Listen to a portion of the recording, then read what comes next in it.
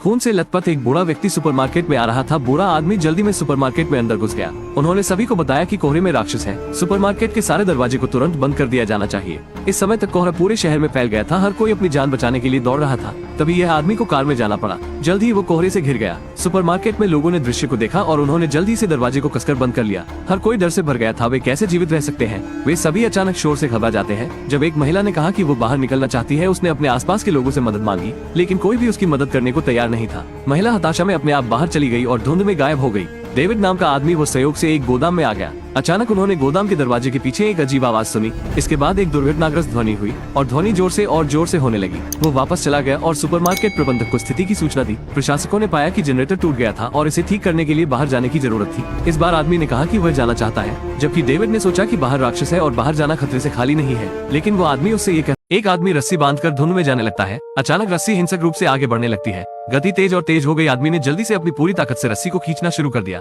अन्य भी मदद करने के लिए आए। उन सभी ने एक साथ उसे वापस खींच लिया। उन्हें लगा कि उन्होंने आदमी को वापस खींचा, लेकिन यहाँ पता चला कि रस्सी का छोर खून से भरा था। उन्होंने करीब से देखा, रस्सी पर केवल आधा शरीर बचा था। हर कोई राक्षस के होने पर पूरी तरह से विश्वास करने लगा था। आगे सिर्फ उनकी मृत्यु इंतजार कर रही है। इस हताश स्थिति का सामना करते हुए अपने बचाव के लिए काम करना शुरू कर दिया। वो सभी को उत्तेजित करती रही। अपने शब्दों के साथ उसने तर्क दिया कि अन्य लोग भी थे जिन्होंने अपनी जिंदगी का बलिदान दिया है। फिर महिला वहाँ आई और उसे थप्पड़ मार दिया, जिससे वो थोड़ी शांत हो गई। दिन के अंत तक सब कुछ शांत था। अचानक एक कीड़ा शीशे के ऊपर उड़कर आ गया। डेविड जांच करने के लिए देखने जाने लगा। उन्होंने पाया कि कांच कीड़ों से भर गया था। उन्होंने रोशनी से देखने की कोशिश की कि कीड़ा कैसा दिखता है। अचानक एक विशालकाय राक्षस ने वहां पर उड़ान भरी। बड़ी ताकत के साथ वो कांच को तोड़ने लगा, फिर अंदर जाने की कोशिश की। लोग तुरंत भयभीत हो गए और भागने लगे। 1 मिनट से भी कम समय में राक्षस ने कांच को तोड़ दिया और अंदर घुसने लगा। एक कीड़ा सीधे एक महिला पर उड़कर चला गया। परिणाम के रूप में उस कीड़े ने महिला को काट लिया। महिला की गर्दन धीरे धीरे सूजने लगती है।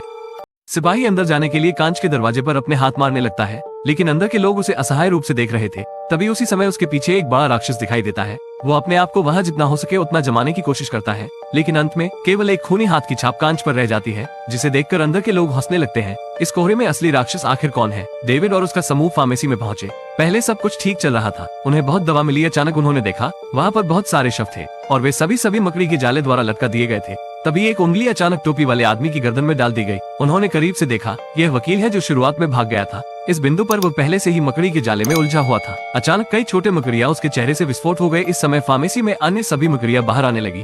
वे मकड़ी जाले को बाहर निकाल रही थी। जाले बहुत मजबूत संक्षारक थे। कोई उसे छूने की गलती नहीं करना चाहेगा, लेकिन इस आदमी को जाले ने छू लिया। उसका पैर सीधे मकड़ी के जाले द्वारा काट दिया गया था। उसे बहुत दर्द महसूस होने लगा। तभी अचानक वकील का पेट फट जाता है। अनगिनत छोटी मकड़ियां उसके पेट से बाहर निकलने लगती है। वो सब वहाँ से अपनी जान बचाकर सिर्फ भाग ही सकते थे।